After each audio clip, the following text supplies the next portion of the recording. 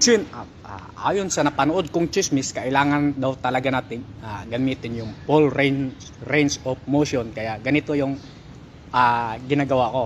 Stretch, tapos kasa, up, 1 rep. So, ano lang yun. Wala lang, ang madaling sabi dyan, wala lang talaga akong naisip na sasabihin, kaya ganun yun. Meron kasing background music. Dati kasi hindi naman maarte si Lulumita sa akin pagka hinahayaan lang naman yung kahit may background music yung pinupost ko. Ngayon kasi na kaagad yari na kaagad sa copyright pagka may background music.